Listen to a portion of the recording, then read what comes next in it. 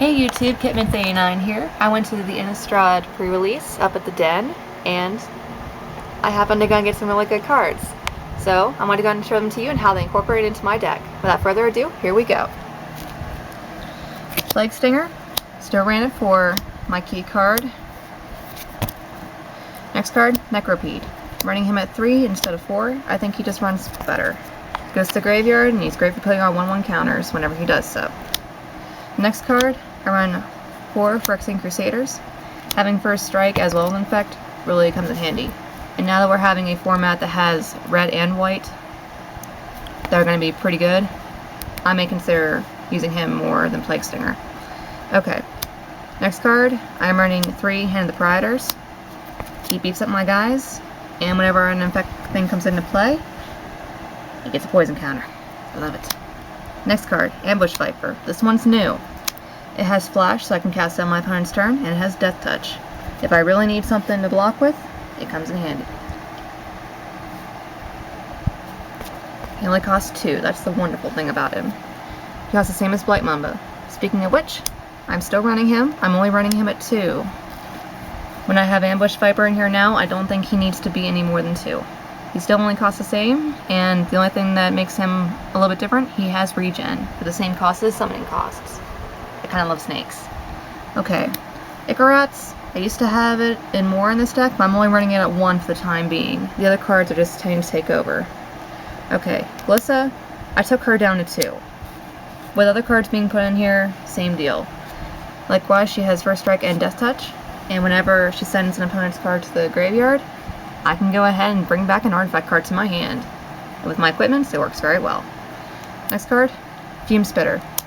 I can sacrifice him and put a negative 1/1 counter on a target creature, which comes in handy when they have a pesky little 1/1 to block. Next card, Piston Sledge. This is my key equip card. I'm only running it at 2. Whenever it enters the battlefield, it can be automatically attached to target creature I control, and it gives it +1 over 3. So that's not too bad for only bringing it up for 3. The only bad part is, in order to equip it again, I need to sacrifice an artifact, which can be a problem in this deck, and that's why Glissa's here. Next card, Contagion Clasp. This card is pretty much what helps me win quicker. Just go ahead and when it comes in the battlefield, I can go ahead and put negative 1/1 counter on a target creature. So that comes in handy. And I can proliferate and keep on adding the counters up and up and up. Next card, another new card I got. It's called Ranger's Guile. It's an instant. It's kind of in here for my Vines of Vastwood, since it's no longer going to be in rotation. It says target creature you control gets +1/+1 and gains hexproof until end of turn. And for only costing 1, that's really not bad, especially when they're going to try and use into the roll or something like that. I am running that at 4. Another card, Mutagenic Growth. This one, I love it because I can either pay 1 green or 2 life in order to bring it out. So if I'm running low on life or I'm running low on mana, I can swap my options out. And it gives a target creature +2/+2 until end of turn. So if I attach that to a Plague Stinger, that's awesome. I'm running that at 4. It's my Giant Growth replacement. Another card, Go for the Throat. In a format where black is looking more and more promising, I'm not relying on my Doomblade as much. Sadly, I only own 2, so I have to run it at 2. Otherwise, this would be another Go for the Throat, but instead, it's a Doomblade. Inkamoth-X is still in here. I can add 1 to my mana pool of colorless, and it's a manland, so it comes in as a 1/1 with flying, so it's just like a smaller Plague Stinger. Another new card, Shimmering Grotto.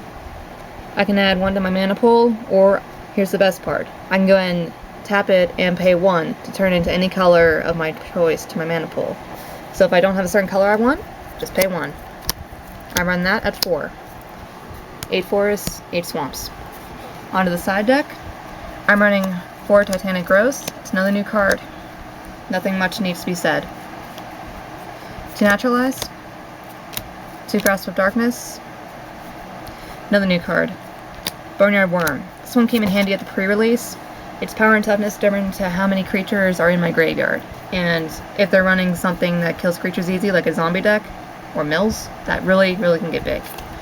1 Blight Mamba, 1 Icarats, 1 Contagion Clasp, 1 Doomblade, and 1 Perilous Myrrh.